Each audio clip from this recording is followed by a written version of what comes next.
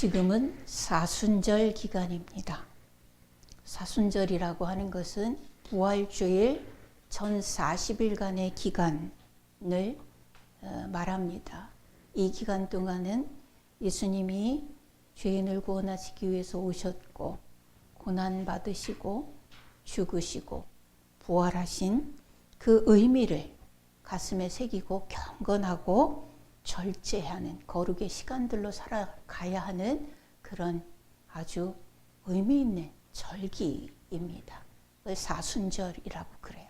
40일 동안 의미 있게 그렇게 삽니다. 다음 주일이 고난주일이고 그 다음 주일이 부활주일입니다. 그래서 지금 우리는 예수님을 더 깊이 묵상할 수 있는 시간을 가지는 것이 유익하리라 생각이 되어져서 오늘 룻기를 통해서 또 보아스를 통해서 예수님을 보기를 원합니다. 룻기는 알다시피 모압 지방의 한 여인인 룻 이야기입니다. 이 룻이라고 하는 이 여인은 모압 지방에 이주를 간 그 가족의 시집을 가서 이스라엘 백성의 며느리가 되어진 그런 사람입니다. 그런데 사는 동안 시아버지가 죽고 시아주버니가 죽고 남편이 죽고 그래서 과부 3인방이 살아가는 그런 가정이 되었지요. 그 시어머니는 이제 자기의 고향 땅이 회복되었다라는 그런 소문을 듣고 돌아옵니다. 그런데 며느리들을 차마 데리고 올 수가 없어서 돌아가라. 미안하지만 돌아가라. 내가 너희를 책임질 수 없다라고 얘기를 합니다. 그랬더니 큰 며느리는 울면서 안타까운 마음으로 돌아갔고 둘째 며느리는 끝까지 어머니의 하나님이 내 하나님이고 어머니가 계시는 곳이 나의 집입니다 하고 쫓아와서 시어머니를 봉양합니다. 모압 여인 룻에게는 이스라엘 땅이 예루살렘이 베들레헴이 굉장히 낯선 남의 나라예요. 한 번도 와보지 않은 남의 나라입니다. 그런데 여기에 와서 시어머니를 봉양하며 삽니다. 그 룻이라고 하는 여인에게 은혜가 덧입혀지는 것이 이제 보아스를 통해서 은혜가 덧입혀지는데 이런 과정들을 통해서 우리가 보아야 할 일들이 있습니다. 이 시대는 분명히 사사시대라고 전제합니다. 룻기 1장 1절에 보면 사사들이 치리하던 땅에 그 땅에 흉년이 드니라 이렇게 시작을 합니다. 그러면 우리는 사사들이 치리하던 시대, 사사들이 치리하던 때 이 말을 통해서 무엇을 생각해야 되는가 하면 이때는 하나님을 의지하고 하나님만 바라보면서 살던 때가 아니라 어떤 때예요? 자기 소견에 옳은 대로 살아가던 때, 자기 소견에 옳은 대로 그 주관을 가지고 그 생각을 가지고 살다가 고생하다가 사사 나오면 여러분 죄의 사이클을 늘 생각하셔야 됩니다. 그렇게 하나님이 복 주시고 회복시키시면 좋다고 박수치다가 금방 그 평화를 가지고 죄를 짓고 타락하고 그리고 또 애고 하면 하나님 또 사사를 보내서 회복시키시고 또 할렐루야 하다가 금방 또 타락하고 이런 죄의 사이클을 가지고 살아갔던 시대가 사사 시대입니다. 이때가 그런 때다라고 하는 거예요. 룻이 살고 있던 이때가. 자, 룻기에 등장하는 인물들이 그다지 많지는 않습니다. 여러 사람, 군중 1, 2 이런 것도 있지만 그러나 주요하게는 살아있는 사람으로서 우리가 보아야 될 것은 나오미, 룻, 보아스입니다. 나오미는 룻과 보아스의 배경 정도 되어지는 그런 인물이라고 보면 되겠습니다. 그런데요, 룻기는 4장밖에 안 되는데 룻기나 아가서나 어디를 보아도 우리는 이런 것들을 생각해야 돼요. 성경을 읽을 때는 룻기는 그냥 육신적인 눈으로 책으로 읽으면 뭐예요? 젊은 과부가 돈 많은 사람을 만나서 팔자 고쳤다. 이렇게 읽으면 이건 성경이 아니죠. 차라리 신데렐라를 읽는 게 낫고 백설공주를 읽는 게 낫고 잠자는 숲속의 공주를 읽고 나도 그런 공주가 되었으면 그렇게 망상을 하는 것이 옳습니다. 근데 성경을 읽는다 하면 어느 곳을 읽든지 우리는 반드시 보아야 할 것이 있어요. 그건 뭐냐 하면 하나님이 무엇라고 말씀하시는지, 하나님은 누구이신가, 또 예수님은 누구이신가. 이 성경책이 왜 기록되었죠? 우리의 너희의 구원을 위하여 필요한 것을 기록해놨다 그랬어요.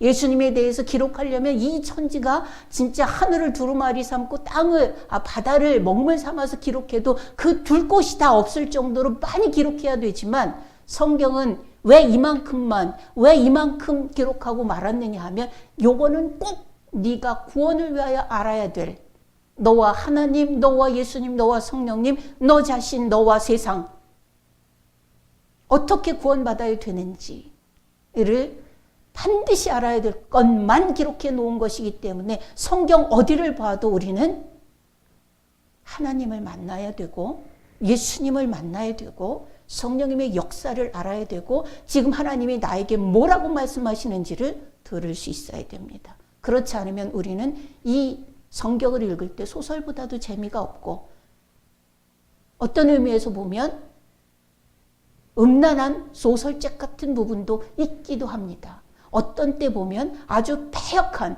이게 인간이야? 이런 대목도 나와요. 예, 그런 대목도 나옵니다. 그럼 우리는 그걸 육적으로 보고 말 것이냐? 아니죠. 오늘 우리가 보려고 하는 것처럼 우리는 보아스를 통해서 하나님이 뭘 보여주시고자 하는지, 무엇을 말씀하고자 하는지를 읽어내야 되는 거예요. 성경을 통해서. 첫 번째, 우리가 봐야 될 것은 뭐냐 하면 보아스는 무한한 긍휼과 은혜의 사람이라고 하는 겁니다. 무한한 긍휼과 은혜의 사람이다. 우리 좀 길지만 다시 한번 룻기 2장을 한번 보겠습니다. 룻기 2장 5절로 16절 한번 5절로 16절 한번 교독 다시 한번 해보십시다. 시작. 제가 먼저 읽습니다. 보아스가 베는 자들을 거느린 사환에게 이르되 이는 누구의 소녀냐 하니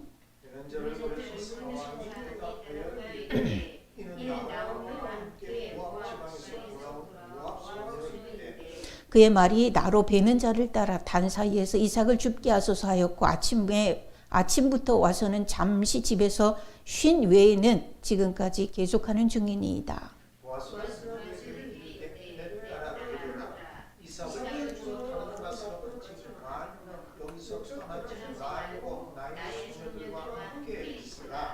그들이 베는 밭을 보고 그들을 따르라. 내가 그 소년들에게 명령하여 너를 건드리지 말라 하였느니라. 목이 마르거든 그곳에 가서 소년들이 길어온 것을 마실지니라 하는지라. 그에게 이르되 나는 금방 이론을 당신이 어찌하여 내게 은혜를 베푸시며 나를 돌보시나이까 하니 보아스가 그에게 대답하여 이르되 내 남편이 죽은 후로 내가 시어머니에게 행한 모든 것과 내 부모와 고국을 떠나 전에 알지 못하던 백성에게로 온 일이 내게 분명히 알려졌느니라. 여호와께서 내가 하나님께 보답하시기를 원하며 이스라엘의 하나님 여호와께서 그의 날개 아래에 보호를 받으러 내게 온전한 삶을 주시기를 원하노라 하는지라. 룻이 이르되 내 주여 내가 당신께 은혜 입기를 원하나이다. 나는 당신의 하녀 중에 하나와도 같지 못하오나 당신이 이 하녀를 위로하시고 마음을 기쁘게 하는 말씀을 하셨나이다 하니라. 식사할 때에 보아스가 룻에게 이르되 이리로 와서 떡을 먹으며 내 떡 조각을 저에 찍으라 하므로 룻이 곡식되는 자 곁에 앉으니 그가 볶은 곡식을 주매 룻이 배불리 먹고 남았더라. 룻이 이삭을 주우러 일어날 때에 보아스가 자기 소년들에게 명령하여 이르되 그에게 곡식단 사이에서 춥게 하고 책망하지 말며 또 그를 위하여 곡식 가만에서 조금씩 뽑아버려서 그에게 춥게 하고 꾸짖지 말라 하니라. 아멘. 여러분 이걸 읽으면서 육적으로 읽으면 이거는 사고가 터지는 겁니다. 아, 돈 많은 늙은이가 젊은 과부를 꼬시는구나 이렇게 하면 이건 진짜 음담패설이죠.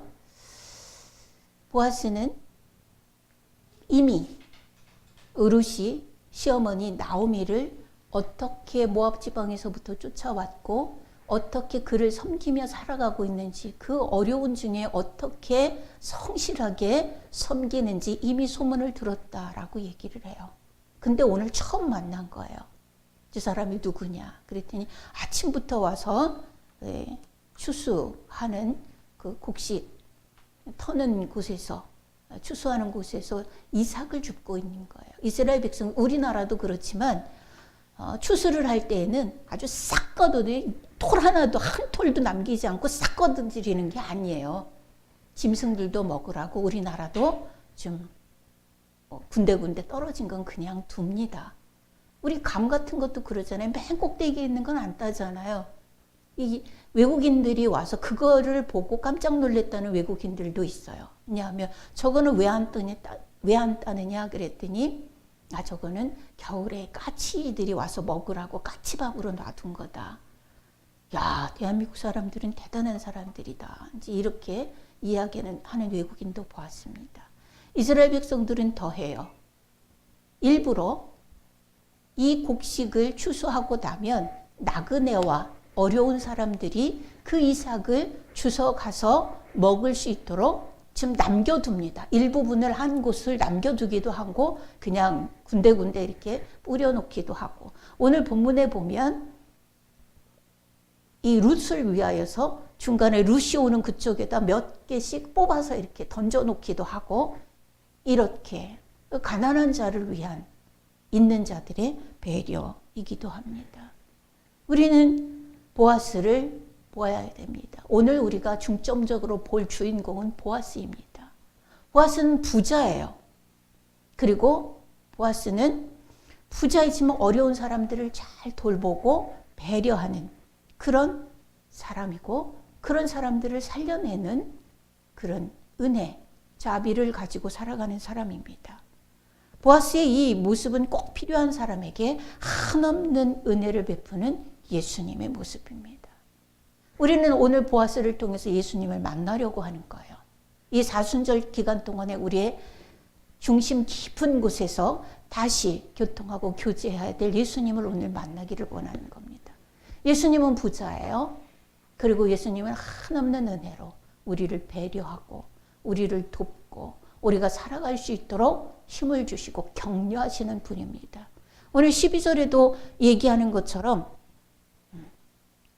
어떻게 나를 이렇게 보호하십니까? 나는 이방 여자인데 오히려 당신이 하나님께 복을 받기를 원하고 당신이 보호받기를 원합니다. 라고 이야기할 만큼 그렇게 배려하고 살피고 그런 자상함을 가지고 있는 보아스. 그런 자상함의 극치에 있는 것은 바로 우리 구주 되신 예수님입니다. 또 보아스는 어떤 사람이냐 하면 속량하는 사람입니다. 우리 오늘 본문 4장 1절로 12절을 보면 기업 물을 자를 찾습니다. 예. 기업 물을 자가 무엇인가를 이제부터 설명을 해드리려고 합니다. 흉년으로 유다 베들레헴을 나오미 가족이 떠났어요. 떠났다가 다 잃었습니다. 가지고 간 재산뿐만 아니라 사실 사람을 다 잃고 떠난 사람 중에 단 하나 남은 게 나오미예요. 근데 나오미가 이제 돌아올 때 룻과 함께 돌아왔습니다. 근데 이들 시어머니와 며느리에게는 아주 큰 문제가 있어요. 어떤 문제가 있느냐 하면 나오미가 그때 가지고 있던 재산, 그 가족의 밭이 얼마 있었던 것 같아요. 근데 그 문제가 뭐냐 하면 이것을 이어받을 자식이 없다는 것. 구약의 개념으로 보면 하나님 앞에 저주받은 형태가 3개가 있죠. 그게 뭐냐 하면 하나는 남자가 일찍 죽는 것. 또 하나는 부모를 여의고 어릴 때 고아가 되는 것. 이건 하나님 앞에 징계의 표시입니다. 또 하나는 문둥병이에요. 이게 세계가 하나님 앞에 저주받은 사인입니다. 예. 이 중에 이들에게 남자가 죽고 자식이 없고, 이거는 뭐냐면 멸문의 위기를 가졌다라고 하는 거예요. 이 집은 이제 이 두 사람 죽으면 이 사람의 대는 끊어지는 겁니다. 이 가족의 대는 끊어져요. 나오미의 남편이 엘리멜렉이었어요. 기럯과 말론이었어요. 두 아들이. 이들의 대가 끊어지는 거. 이들은 이스라엘 백성 중에 이름이 아예 없어지는 거예요. 그렇기 때문에 이스라엘은 어떤 그런 것들을 막기 위해서 어떤 제도가 있냐면 고엘 제도라고 하는 것이 있어요. 고엘. 이게 뭐냐면 바로 가까운 친척이 나서서 그들의 밭을 자기의 돈을 주고 사요. 그리고 그 가족들을 받아들이고, 다시 말해서 돈을 준다는 얘기예요. 돈을 주고 그들을 가족으로 받아들여서 대를 잇게 하고, 그것이 자기의 자식이 되는 게 아니라 그 집 자식이 되도록, 엘리멜렉의 자손이 되도록, 기럯과 말론의 자식이 되도록, 그렇게 그 가정을 일으켜주는 그런 제도가 있어요. 그것이 고엘 제도라고 하는 거예요. 그래서 그 가족이 멸문이 되지 않도록 그렇게 하는 제도입니다. 그걸 오늘은 이 본문에서는 기업 물은다라고 이야기를 하는 거예요. 자, 그런데 이제 그렇게 해야 될 친척이 있어야 되겠죠? 그런데 알아보니까 보아스도 그 친척인데 보아스보다 더 가까운 친척이 하나가 있어요. 그에게 가서 보아스가 얘기합니다. 우리 설교에 집중 좀 하실까요? 보아스가 그에게 가서 얘기를 합니다. 당신이 기업 물을 1순이다. 1순이다. 당신이 물어라. 라고 얘기를 했더니 오케이, 내가 할게. 라고 말합니다. 그래서 보아스가 얘기를 하죠. 네가 네 재산을 주고 저들에게 주고 그 밭을 사고 그 가정의 대를 이어야 한다. 그랬더니 잠깐 생각 좀 해봅시다. 그러더니 말합니다. 오늘 우리가 본문에 읽었어요. 내가 내 돈을 주고는 사서 그렇게는 난 안 하겠다. 난 못하겠다. 그러니까 보아스가 말해요. 여러 증인들 앞에서. 그러면 다음 순서는 나니까 그럼 내가 하랴? 그랬더니 그래, 네가 해라. 그렇게 해서 보아스가 기업 물을 자로서의 법적인 책임과 의무를 가지고 그들을 받아들이게 됩니다. 이것은 이런 의미예요. 룻과 나오미에게 새 삶, 새로운 세계가 이어지도록 대신 값을 치러주는 거다. 이것을 예수님의 시대에서부터는 속량이라고 하는 단어로 말합니다. 누군가 내가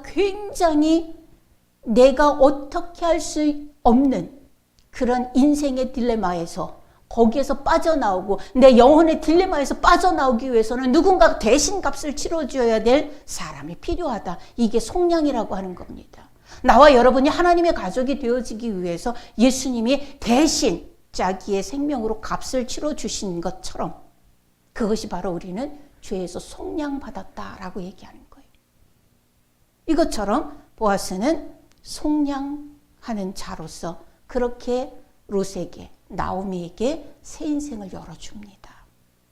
자기의 재산을 주고 그들의 인생을 바꿉니다. 예수님 역시 자기의 생명을 주고 죽음에서 헤매다가 지옥 가는 그 걸음을 낄낄거리며 웃으며 가는 우리를 위해서 죽으시고 새 생명으로 부활로 인쳐주셔서 속량하신 겁니다. 이렇게 보아스는 예수님을 지금 보여주고 있습니다. 여러분, 그리스도인들에게 하나님의 백성들에게 속량이라고 하는 것은 너무나 큰 은혜입니다. 우리는 그 은혜 가운데 사는 거예요. 왜냐하면 그 속량으로 하나님의 백성들에게는 새 세계가 열렸거든요. 우리 오마정 집사님 아까도 기도하셨는데 여러분, 이 모든 것이 그냥 늘 있으니까 그것이 아무 느낌도 없이 새로 주어지는 것이라는 생각도 없이 그냥 아무 느낌 없이 살죠. 여러분 손가락 5개 있는 게 마땅한 거예요? 아니, 없는 사람도 있잖아요. 우리 닉 부이치치라고 하는 사람은 나올 때부터 팔도 없고 다리도 없고 몸통만 가지고 나왔어요. 그래도 그는 하나님을 찬양하며 삽니다. 세계를 다니면서 주님을 증거해요. 여러분 엄마들이 아기를 낳으면 뭐부터 봐요? 아기 손가락 5개, 5개, 10개 있는지, 발가락 5개, 5개, 10개 있는지 그것부터 확인한다고요. 있어야 될 것이 없을 수도 있어요. 우리가 숨 쉬는 것도 못할 수도 있어요. 그게 왜 당연한 거예요? 은혜지. 우리가 하나님의 나라를 바라보는 것이 어떻게 당연한 거예요? 그거는 엄청난 생명의 은혜를 이미 우리에게 주셨기 때문에 그것이 감지가 되는 거예요. 우리에게 그런 감각이 있어요? 영적인 감각이 있는 거예요? 죄 허물로 죽었는데? 하나님을 알아듣고 예수님을 알아듣고 성령님을 알아듣고 내가 천국 백성님을 확신하면서 천국을 향하여서 기대하면서 인생을 살아갈 수 있다는 것. 이게 당연한 거라고요? 그럼 우리보다 더 많은 하나님을 안 믿는 사람들은 왜 저러고 살아? 왜 저러고 살아요? 아니에요. 우리에게는 이미 큰 속량의 은혜가 임한 거예요. 이 감각이요. 무디지만 별것 아닌 것 같지만 영적으로 깊이 있게 살아가지 못하지만 그래도 주일날 예배당에 나와서 예배드리고 하나님을 바라고 하나님을 앙망할 수 있다는 것, 이런 감각이 생긴 거는 이미 영이 살았다라고 하는 거예요. 이미 영이 살은 거예요. 이 영을 살리기 위해서 예수님이 죽으신 거예요. 이게 속량의 은혜가 작다고요? 아니죠. 이거는 천지가 개벽되어지는 은혜를 우리는 이미 받은 거예요. 예수님 돌아가실 때 천지가 어떻게 변했어요? 해가 빛을 잃었었잖아요. 그만큼의 천지가 움직일 만한 그 놀라운 은혜를 우리가 이미 몸과 영으로 받고 있는 중입니다. 그래서 속량이 너무너무나 중요한 거예요. 여러분 보아스의 이 속량으로 어떤 세계가 열렸죠?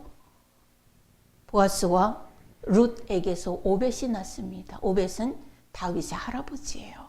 다윗의 계보를 통해서 예수님이 오셨습니다. 새로운 족보가 열렸어요. 그들은 다윗과 예수님이 조상이 되었습니다. 그 족보가 시작되려면 제일 먼저 우선하여 이 속량이라는 것, 기업 물음이라는 것, 고엘이라는 것이 시작되었어야 되는 거였었습니다. 여러분 우리 한번 보아스에게서 예수님을 한번 공통점을 찾아봅시다. 보아스는 부자입니다. 예수님은 하나님의 아들이에요. 천지 만물이 다 예수님 거예요. 예수님 부자지요?